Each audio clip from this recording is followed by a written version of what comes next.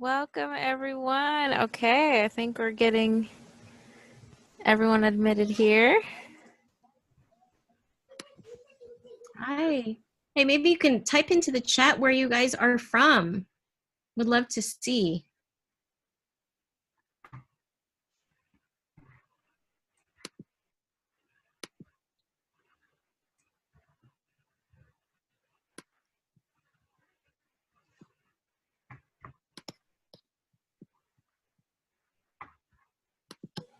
Great. I'm seeing some folks from California. Someone from Alabama's here. Welcome. South Bay, Michigan. Very yeah. cool. And we have London represented. Hello, Rebonto, who is up really early or late in the morning. I'm not sure what 2 a.m. is. Is it early or late? I guess it could be either. Oh, and Arpin is here too. Hi, guys. And Amelia, Elena. Hello, everybody. All right. Well, welcome.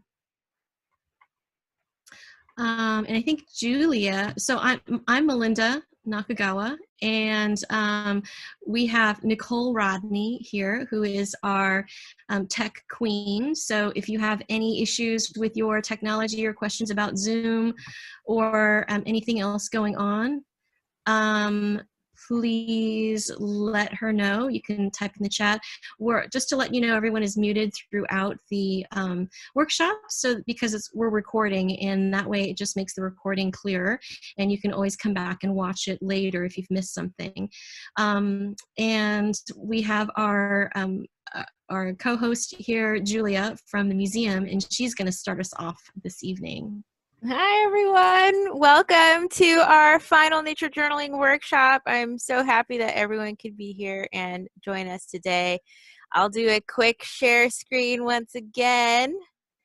Let's go ahead. So we're going to pretend I am not in my backyard, but we are at the Pacific Grove Museum of Natural History. So welcome to our front doors.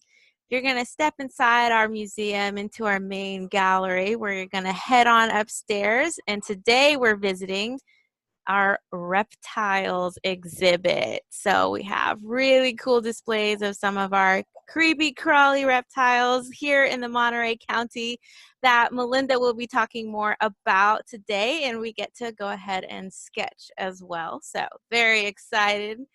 And then I also just wanted to say thank you so much to Melinda for partnering with us, for creating such an amazing program with the museum. We were really fortunate to have you. And we also wanted to say thank you all for being here. This is a free event, but if you are feeling inspired to donate to Melinda Nakagawa at sparkinnature.com/donate, and donate to the Pacific Grove Museum of Natural History at pgmuseum.org/donate. We would certainly appreciate it. They do help continue our education programs and to keep educational programs like this flowing and to keep them free. So thank you all so much. With that said, I'll go ahead and let Melinda take it over from here. Great, thank you so much. Okay, so I'm going to share my screen. All right, actually, let's make this one bigger for now.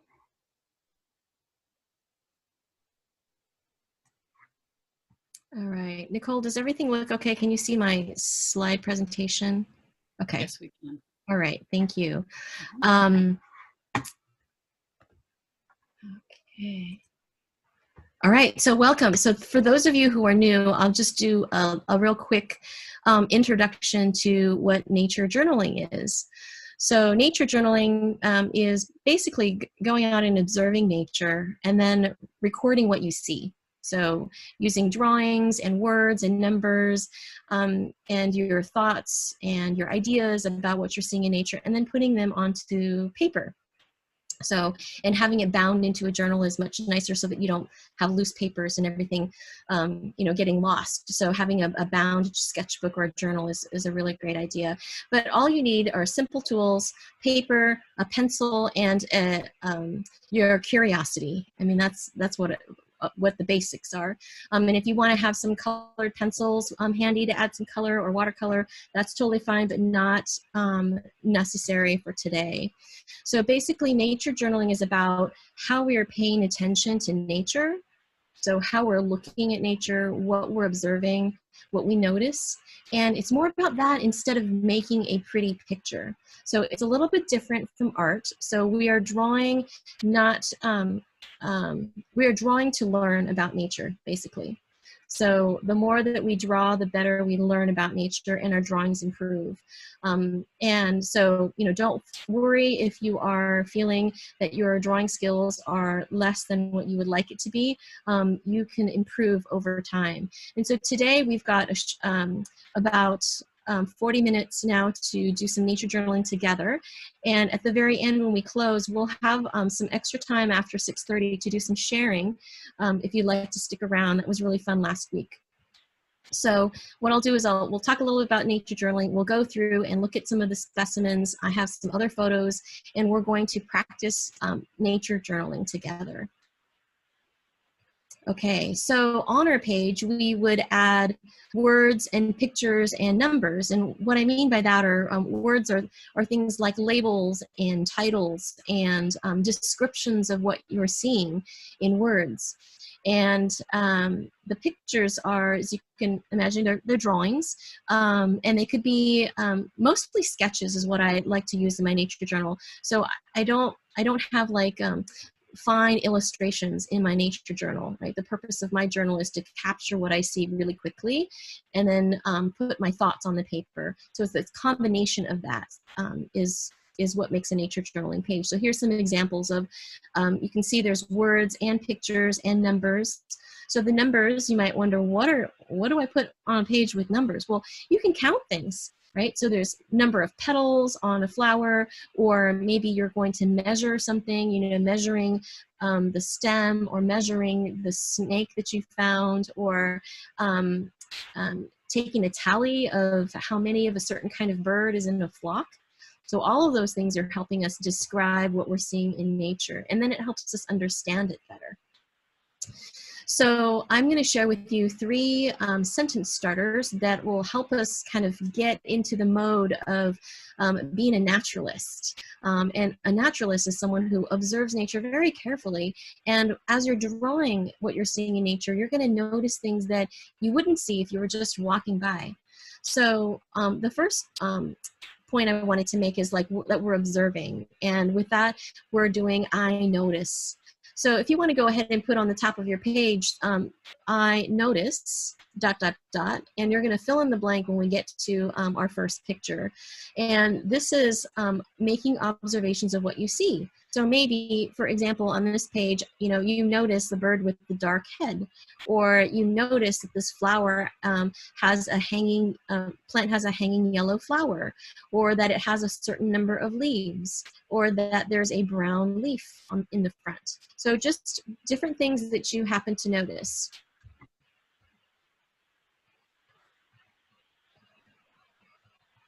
Or it might be colors that you notice, or a shape of something.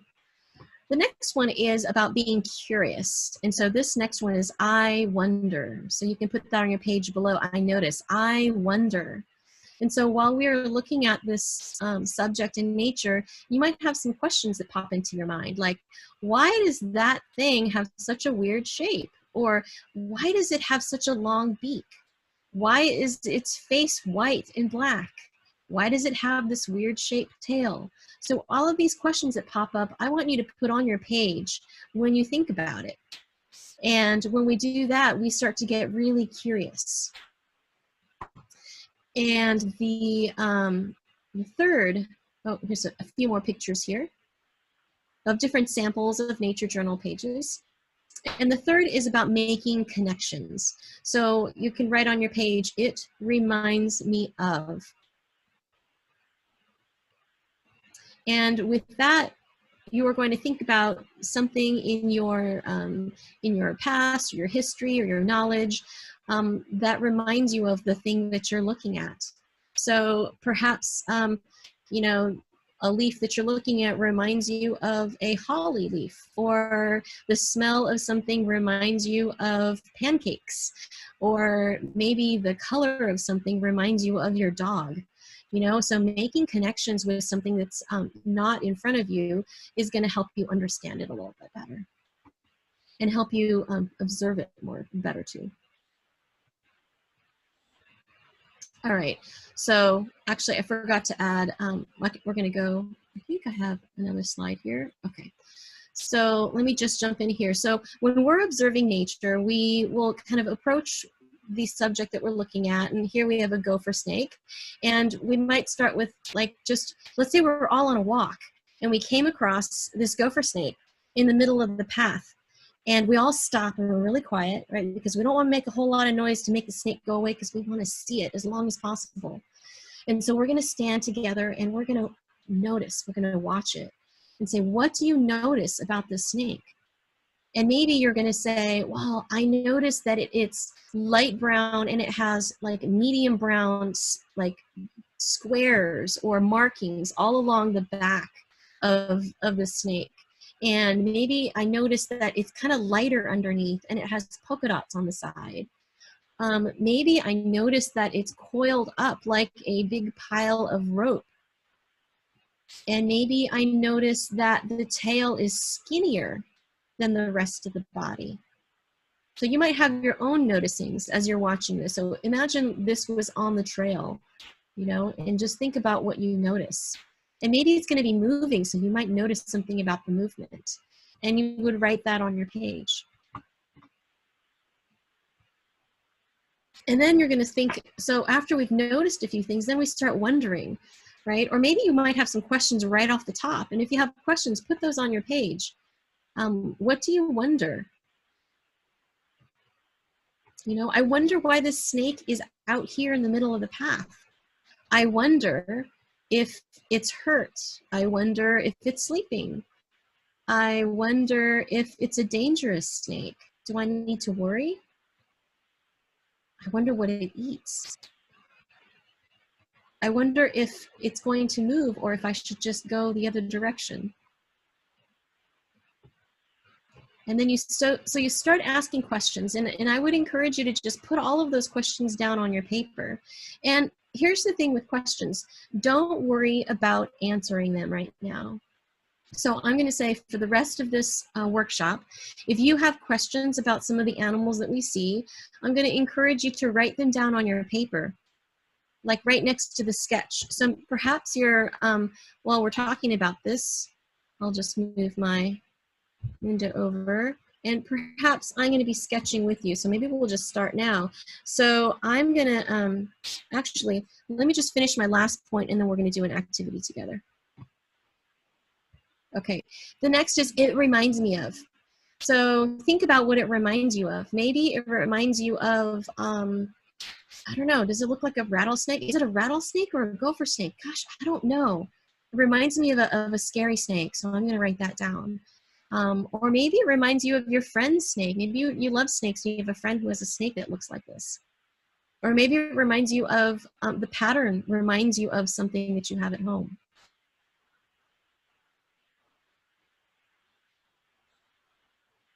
So I wanted to come back to the answering questions. So just be okay with putting down your questions and not finding the answers. So there'll be plenty of time after the workshop for you to look up questions, if you look up answers to your questions if you want to. But I'm going to encourage you for now just to sit with not knowing, because what we want to do is we want to tap into our curiosity, and we do that by asking lots of questions. Because usually it's the later questions that are going to be really cool and interesting. You know, maybe not just the first one, but maybe the 4th or 5th or 10th question is going to be that really cool question that you really want to find the answer to help you learn more about what you're seeing. So I know it's kind of hard because in our world right now, we have a question and we immediately go and answer it. But I'm going to ask you to just hold off for a moment, because this is an opportunity for us to just think about it. Because we might actually answer that question by watching this animal do its thing in nature for a little bit longer. All right, oh, so I already said this. We're going to focus on practicing nature journaling together tonight. Okay, and as Julia showed, there is a section of the museum that has a bunch of preserved reptiles and amphibians. They're kind of mixed in together. So there's different snakes and lizards and salamanders. So if you're nearby, or if you come into town when the museum is open again, you can go upstairs and you can take a look at all of these specimens that are preserved. Here's a few more. Little tiny legless lizard and the salamander. So here's a close-up of this one. This is a coast horned toad. And I know it's kind of hard to see details right now, but we will. Actually, I'm going to go back a couple slides, because I want to start. We're going to start doing some sketching, and we're going to start with a warm-up. So one of the warm-ups that I like to do is called a blind contour. So this is a practice that you can do with anything. It doesn't have to be snakes. It could be with a coffee cup. It could be with your shoe. It could be with an apple. But what we're going to do is we're going to look at the snake, and we're going to put our pen onto a piece of paper, and we're going to draw what we see, except here's the trick. We're not going to look at the paper. All right, so we're going to try doing this. We're not going to look at the paper. You're going to look at the snake. So everyone grab your pencil and grab your paper. And the reason why we're not going to look at the paper is because this is just warming up our hand and eye. This is about hand and eye coordination, right? Our hand and our eye want to work together so that we draw what we see better and better and better each time we practice. So for now, don't worry about what your snake is looking like on the page, okay? Because we're not going to look at it, right? We're going to maybe move your paper to the far right-hand side if you're right-handed, or left-hand side if you're left-handed, and you're going to look at the snake on the screen.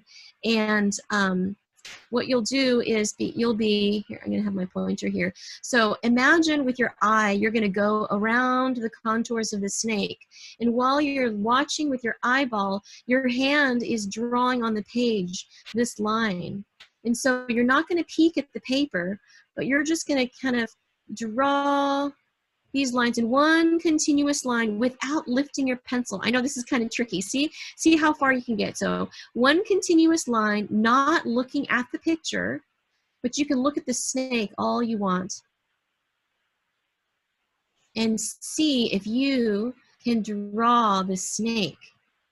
And I think maybe if you wanted to do the inside loops, you can kind of go inside and then come back around to these other outlines. And gosh, I don't know where I started, but we're going to give you just a minute to do this. So I'm going to do it on my page too. So not looking at the picture, we're going to start sketching the snake.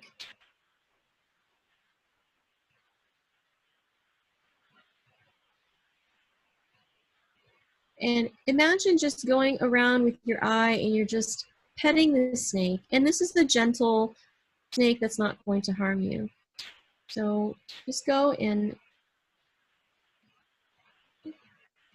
take your eye around the outside edges of the snake. Hi, Melinda. Could you tab over to your camera, to your drawing? Actually, it's not important. Well, it's not important to see what I'm doing, actually. Okay. Because you're going to be looking at the snake, and your hand is going to trace and draw the snake. All right, and like I said, this is not supposed to be a drawing of a snake. This is a blind contour. So I'll just pick up where I left off. Oh, see, now I'm looking at my page, so I can't do that. I have to hide my paper. All right. So So the goal is not to draw the snake. The goal is to trace the snake with your eye, and your hand is going to copy what your eye is seeing. All right, so when I finish, I'm going to show you what my drawing looks like. All right, here's my snake. All right, so does yours look like mine? Yeah? Okay. All right. Yeah, see, it's not supposed to look like a snake because we're warming up. So here's the thing, when we sit down to draw and we warm up, it always looks kind of wonky. So next we're going to do, so on the same page, you're going to take your pencil and we're going to do this one more time. And this time, we're going to keep the pencil on the page, one continuous line, but now we can we can look at the page once in a while. So you're going to start again, and I'm going to start at the head so I can remember where I started. And I can look at the page once in a while, but you're still going to be like walking around the edges of the snake with your eyeballs. Like imagine you're a little ant, and then you're walking along each of those scales along the back of the snake. And this time you can look down at the paper to see if you're in the right spot.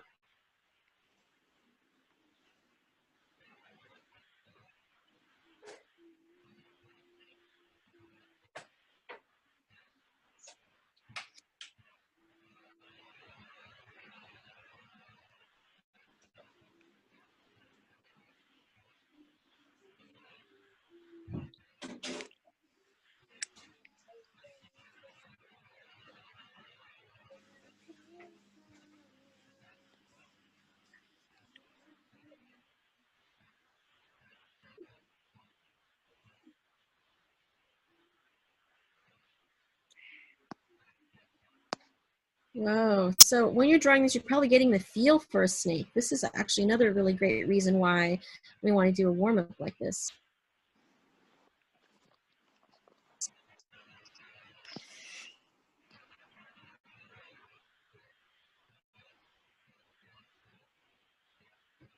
And then if you wanted to get fancy and put some detail in your snake, you can too without lifting your pencil. Like noticing all of the patterns. Okay, I'm just gonna stop here.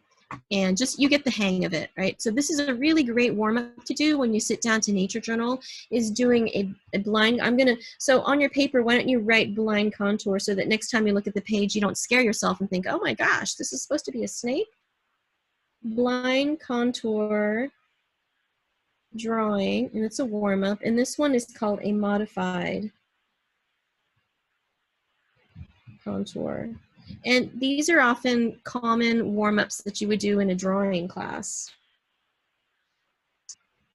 All right, I think I'm also going to put today's date on here because I know it's always important to put my date so I know when I did this. Today is the 25th, and I'm going to put that we are nature journaling with the PG Museum and Melinda. All right. Okay. So next we're going to go on to looking at some reptiles up close.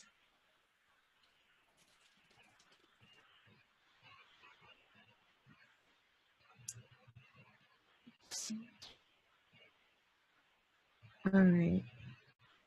So here's a horned lizard here, and we are going to take, let me just show you a few of the exhibit. Oh, let's do this snake while we're here. So we're going to try drawing this snake, and we're going to do, you can do kind of like what we just did with the gopher snake. So I'm going to draw this king snake. And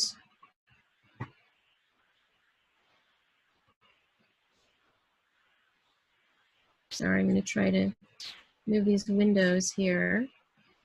And you don't, let's see. Okay, so I'm going to pretend like this king snake is really still, and it's holding really still so I can sketch it. But most of the time in nature, animals are going to be moving fast. So I'm going to kind of do a a real quick sketch. So I'm going to hold my pencil really lightly, and I'm going to do really light sketches. So I might just maybe with my pencil block out, it's kind of like a pretzel shape, isn't it? So I'm just going to block out the general shape of that snake, right, without making hard lines. And that way I can kind of get the details in a little bit later. So if the snake moves away, I have something laid out, like an outline at least, right? So now the snake is still sitting still. So okay, now I'm gonna put in a little bit more detail, and I'm just gonna do light sketchy lines over on top of each other to make the shape of the snake come out.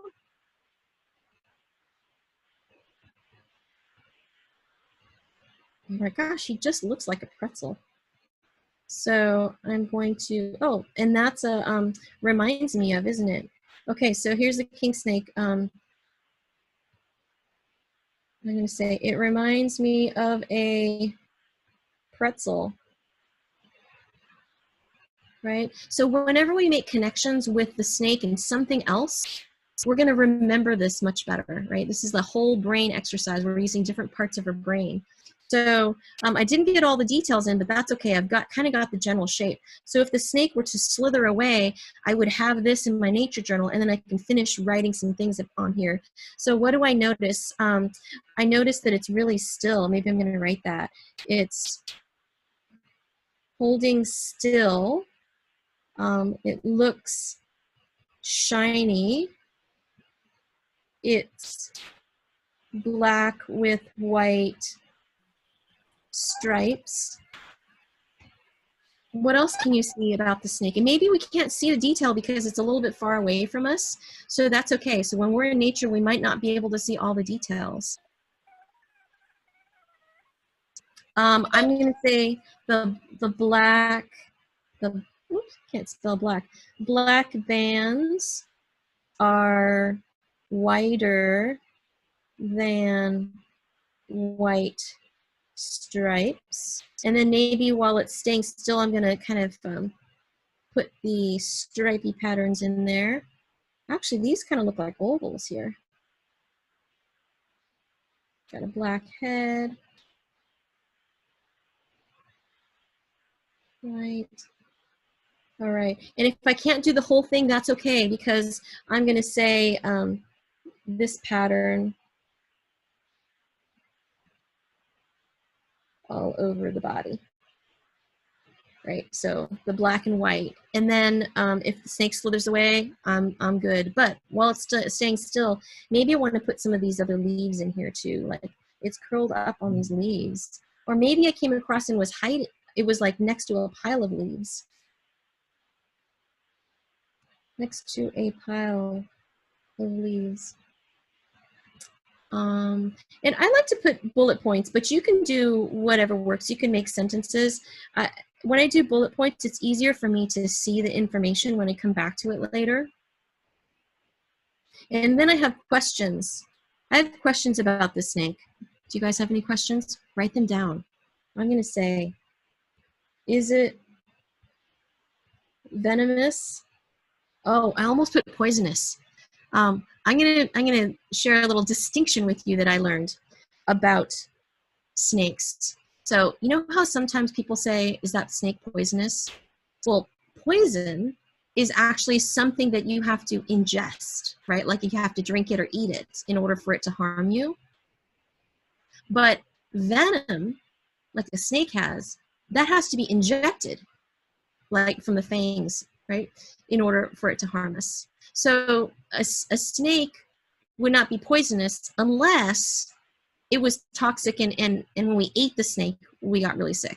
Then maybe you might say it's poisonous. But generally with the venom, you would say that, you know, the snake is venomous or not venomous. And poisonous might be something like poison dart frogs, right? They have poison in their skin. And so if you ate one of those or licked one of those, that would be poisonous. So I'm going to ask, is it venomous? What does it eat? And the thing about questions, I'm just going to put out there, there are no dumb questions or simple questions. Every question is important. So any question that comes to your mind, put it down on your paper, because that is going to allow the next really insightful, cool question to come out.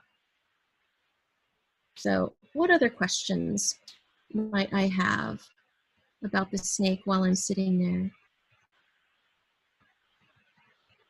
Oh, Amelia says, don't forget the metadata. Awesome, Amelia, you're right. Did everybody put the date on the top of your page? Date and time. So if we were out on a walk, let's say we were like at a nature preserve together, I would put the name of the nature preserve, and I would put the location, what city it's in, and maybe the time of day, because that's really important for some animals, like, right? Some animals only come out at certain times of the day. So yeah, so don't forget the metadata. And what are some other questions you might wonder? Maybe you wonder, you know, is it a young snake or is it an older one? Is it injured? You know, because it's not moving. Look how still it's sitting. And we've been sitting with it for like, you know, at least 5 minutes and hasn't moved. So I'm wondering, is it sick? So, you know, any of those questions, write them down. All right, so that's kind of in a nutshell what nature journaling is about. And from these questions, you might come up with some more interesting thoughts and ideas. And then if you sit and wait and watch the snake, it might actually answer the question for you. All right, so now we're going to move on to the next guy that we have here. Oh, this is a tiger salmon, a little bit tricky to see. So we're going to draw, I think I have another picture of a tiger salamander, but just so you know, this is not a snake. It is a salamander, which is a type of amphibian. So for those of you who don't know, reptiles are the snakes and the lizards, and they have scales all over their skin. But the salamanders are like frogs, they're amphibians, and so they have smooth skin. They don't have scales. So that's one way that you can tell them apart. So here's the tiger salamander. Next, I wanted to stop on this really cool guy. This is a, let me move my picture over. We have the horn lizard. And maybe we'll sketch this really quickly. So I'm going to turn my page so I have more room. And let's say on our hike, we've been lucky enough to come across this really amazing creature. And when we're drawing animals that are moving, live animals, we want to get them down really quickly. And I think those of you who have been here in past weeks know that we're going to be doing a gesture sketch. So I'll just write horned lizard, oops, up on top here. And I'm going to do a little sketch of him. And so with gesture sketches, we're looking for general shapes, right? So I kind of see the head area here, and then his body kind of is this oval shape behind him. And then I see a foot that sticks out here, and I cannot see his other foot, but maybe this is his arm. Oh, it's behind the blade of grass. And then what else do I see? And he's got these spines. So now that he's staying still, surprisingly, I can add a little bit more detail. So I'm going to put these spines on here, and I can't see his back legs very well, so I'm just gonna make them little ovals. And that's totally okay, because with nature journaling, you're going to draw what you see. All right, so don't draw 4 legs because you think it should have 4 legs. Draw what you see. So because I can't tell the structure of his back legs, I'm just gonna kind of make them little blobs for now. And then I can like make a few spines that I notice on his head. And here's his little eye. And he's got kind of a square nose and a little frowny, pouty face. So I might write, while he's staying still, I notice, you guys can do the same thing on what you notice. I notice lots of spines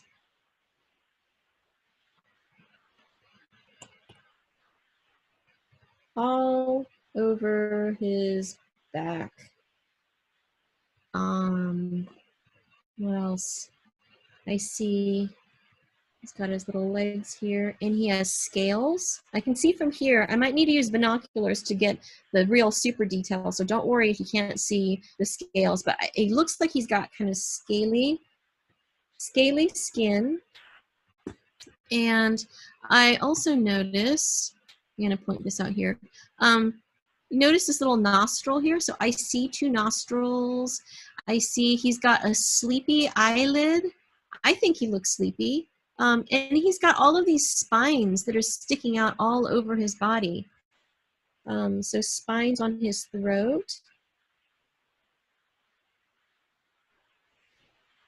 So maybe I'm going to draw an arrow. So I'm going to draw an arrow here. I'll say he's got spines all over his throat. And it reminds me of a bearded dragon. My friend had a bearded dragon for a pet, and it had all these spines, kind of like what this guy has. So I'm going to write that down. It reminds me of a bearded dragon. And maybe I'm going to write down the color. Like, I noticed the color.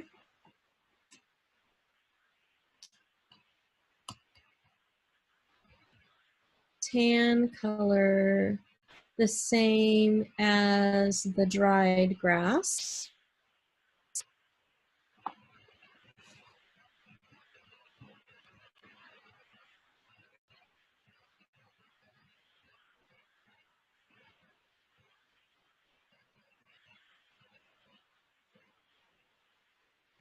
And I noticed that he has these really like long horns on his head. Oh, horned lizard. I bet that's where he gets his name.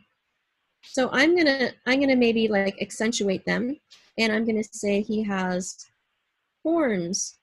And I don't know how many I see, but I see two big ones on top. And maybe if we were there in real life and he turned his head, we would be able to count his horns. So you can count, you can say he has, whatever number it is of horns. And it reminds me kind of like a dinosaur, like a triceratops, that has those, I think it's triceratops that have these big horns on kind of a ridge in the back of their head. So, whatever else it reminds you of, you can write those things down. So you see that nature journaling is not just about drawing an accurate or illustration of what you're seeing, because when you're in nature, these things are going to be moving so fast, you're not going to be able to draw all of these spines. And so that's okay. So I'm going to sketch that. And then maybe next what happens is he moves.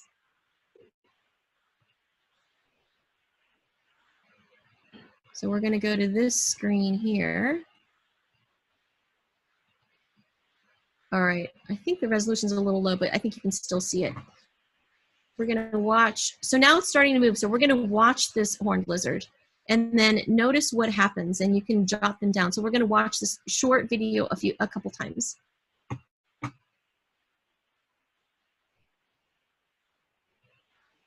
Whoa, check out what's happening with the spines on his side.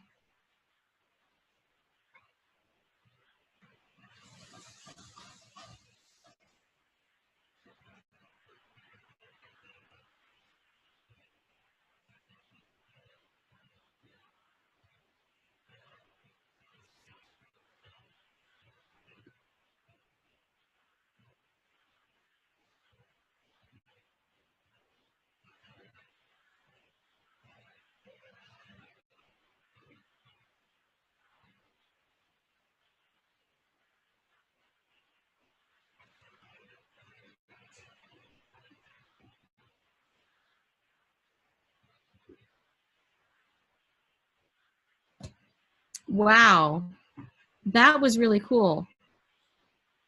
So I noticed that when it was breathing, that his belly was expanding, and there's wrinkles on the side of his body that expand so he can just really puff out his body.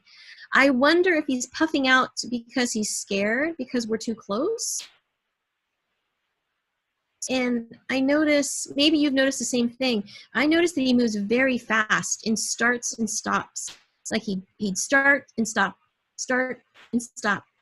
And he looks so low to the ground. He kind of looks flat.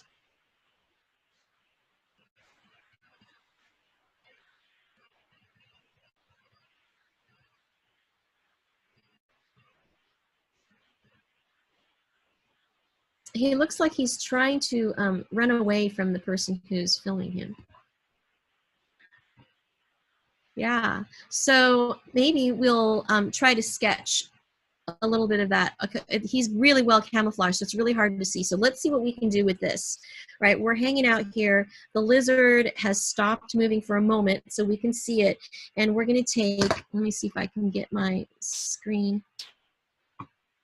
I'm going to try to adjust my screen so you can see my page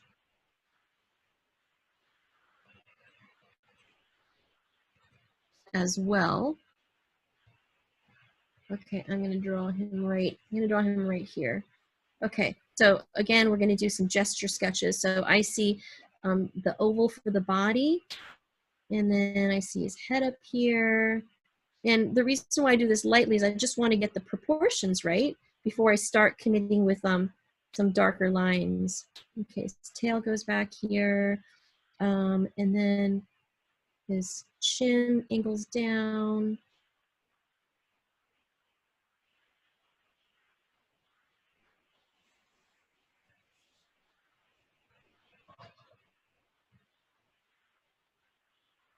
All right, and don't worry about getting all of the details right. This guy's gonna move, so we've gotta move quickly. So we're just gonna get some general shapes in there. And if this feels hard to you, like we're going too fast, don't worry, just do what you can. So drawing is a skill, which means that everyone can get better with practice. And what we're doing today is we're practicing, right? Noticing nature and sketching things that are moving. So I'm going to put his eye, and I see these spines, and I'm going to move real quick because I think he's going to start running any moment now. Oh, and then this is really cool here. I'm going to make a note of this. Oh, here's a technique in nature journaling that you may or may not know. So see these little ridges on the side, all that detail? I'm going to do this technique called zooming out. All right, so then this circle represents what that is, and then I can draw the detail in better. So I see it's kind of a row of spines. They're kind of like teeth. And I think I see two. These look like shark teeth. I don't know if you guys can see this, but I think it looks kind of like shark teeth.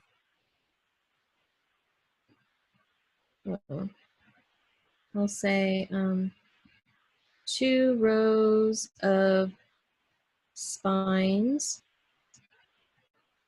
Reminds me of shark's teeth.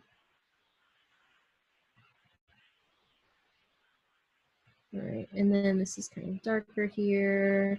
And then down here, it looks like he has these stripes on his belly. So this is his belly, and this is his back. And I think one thing that I noticed that was happening in the video was that when he breathed, this expanded. So I'm just going to make a note here. So these folds expand when he breathes. And oh, here's another wondering I had. I wonder if he always, and I can't see, it's off the page, I'm just saying it. I wonder if he always breathes like this, or if he's puffing up to look bigger.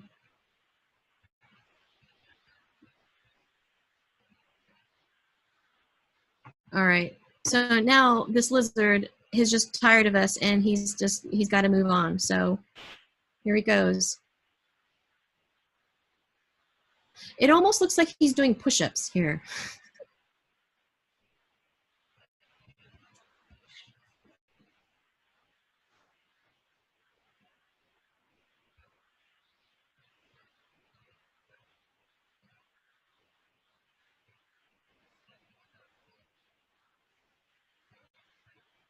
All right, maybe we'll just do a sketch. He's running away from us.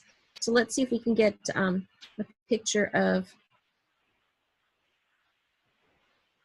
because he's kind of a neat shape. He's got spines. Ooh, he's got spines along the back edge of his tail. And I see this white line that goes down his back.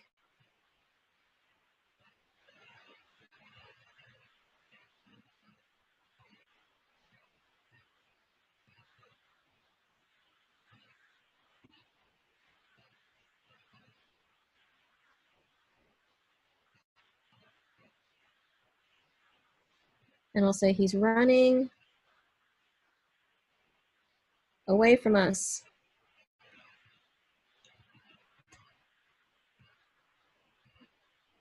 Moves fast and low to the ground. I notice a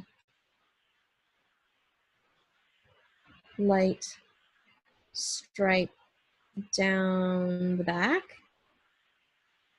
to the tail.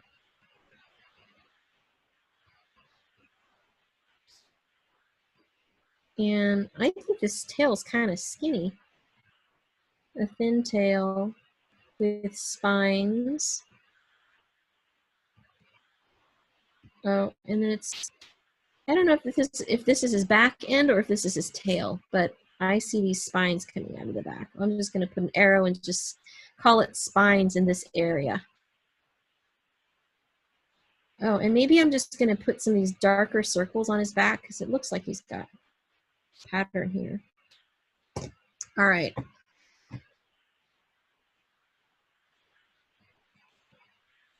All right, so lizard is cute and he's running away from us. That's a horned lizard. And horned lizards eat ants. So I heard that if you had a horned lizard as a pet, you had to make sure that you get formic acid. That's what's in ants. They really need that for their diet in order to thrive. And the issue with horned lizards, they're disappearing from their habitat because a lot of times people go out in the wild and they collect them and bring them home as pets.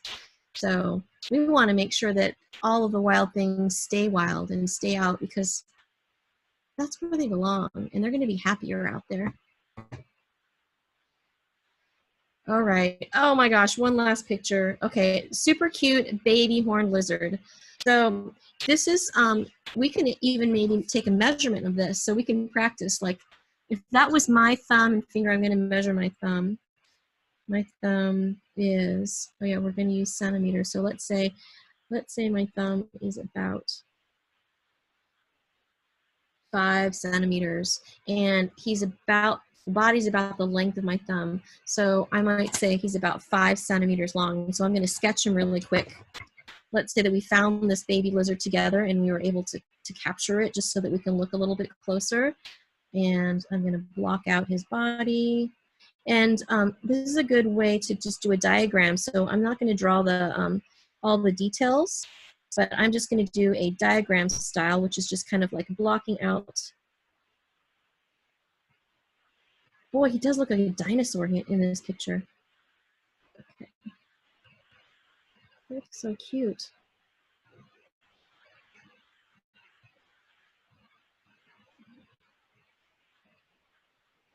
He's got a long tail. Okay, I'm going to say from this point, I measured from the tip of his nose to like the back of his body.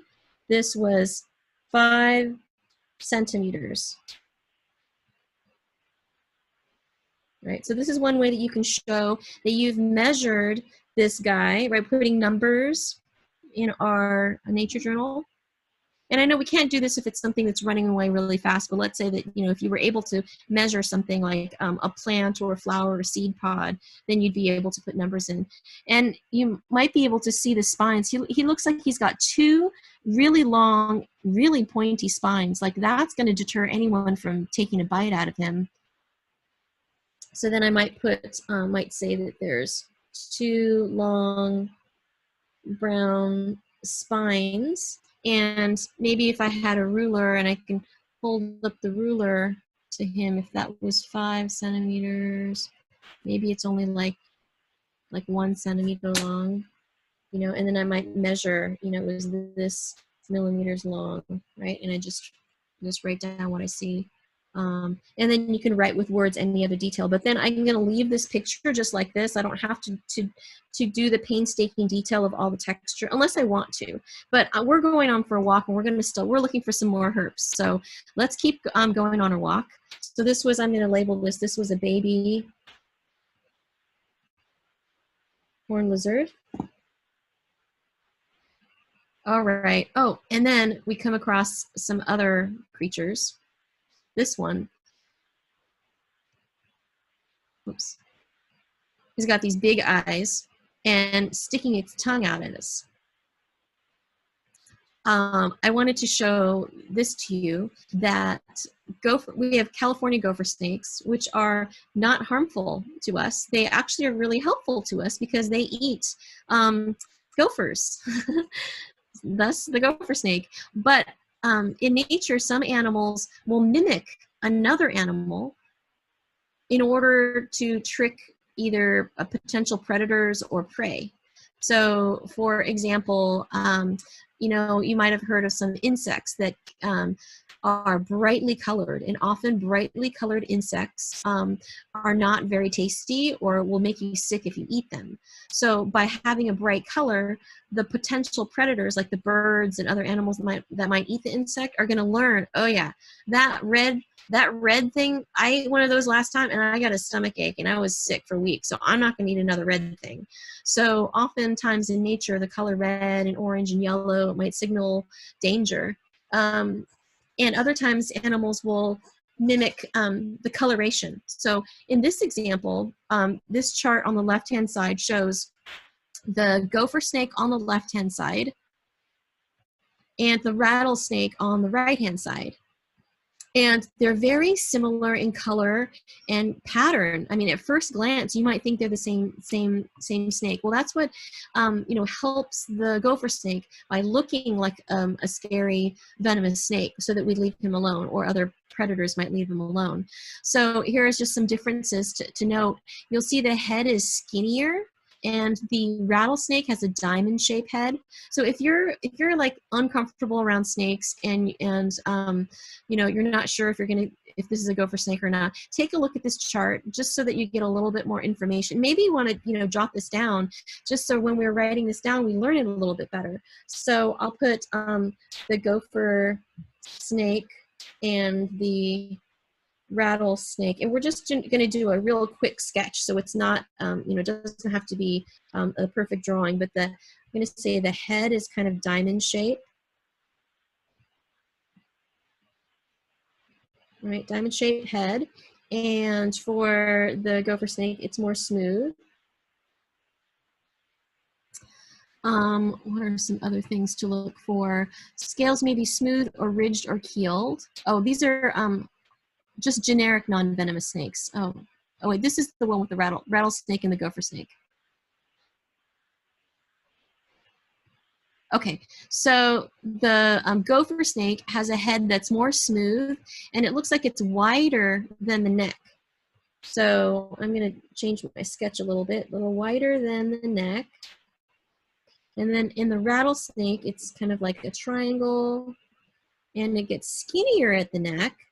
Check that out. And then it gets fatter.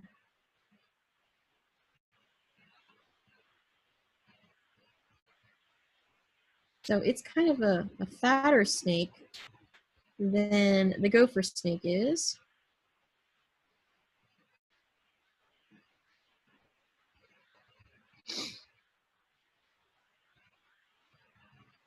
And the tail is kind of pointed, slightly blunt on the gopher snake. And the rattlesnake, of course, the famous rattle, right? It looks like it's got like some beads at the end stuck together.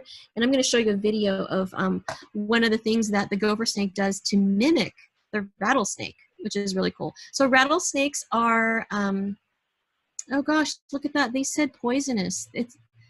That's so funny. We just talked about how it's not poisonous, it's venomous. So we know that rattlesnakes are venomous. but the gopher snakes aren't. And generally, gopher snakes are not going to want to bite you. Rattlesnakes either don't want to bite you unless they're provoked, unless they feel like they're in danger. So just know that when you're, out in nature, don't worry that these are going to jump out and bite you and injure you. Just be aware of your snakes so that you don't have to be afraid of them. Melinda, Yeah. before the video, I just want to give you a quick time check. We're at 6:25. Oh my gosh! What happened to the time? Okay. Oh, Nicole, thank you for putting in it. CaliforniaHerps.com is a really great website for all of these different snakes, lizards, amphibians. So this is the gopher snake that we were drawing earlier. I want to share a little video because I thought this was really cool. Okay, this is a gopher snake mimicking the rattle of a rattlesnake. So it's like brushing its tail against the... Oh, can you hear my sound? Yes.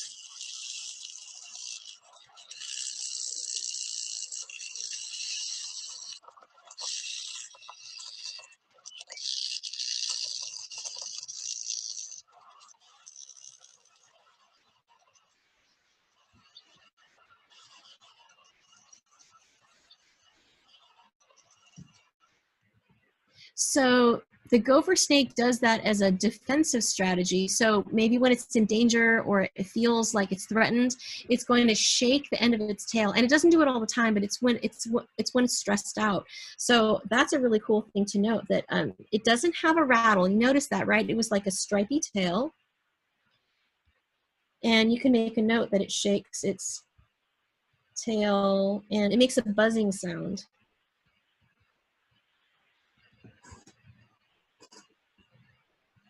Okay.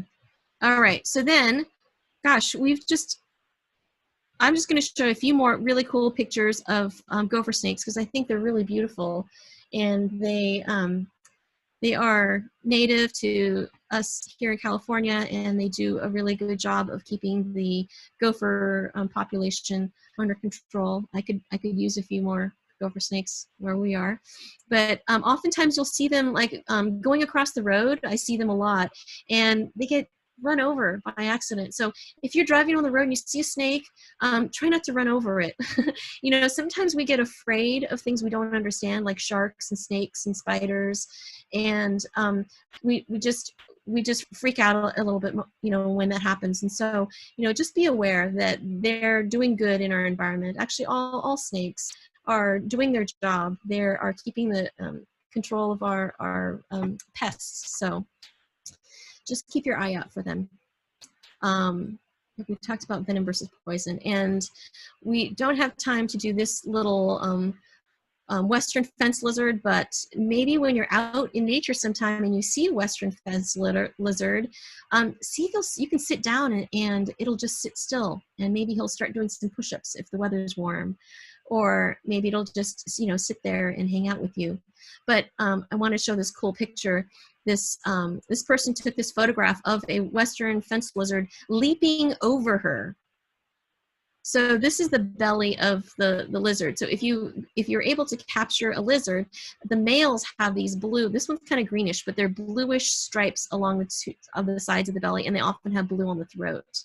So that's the western fence lizard.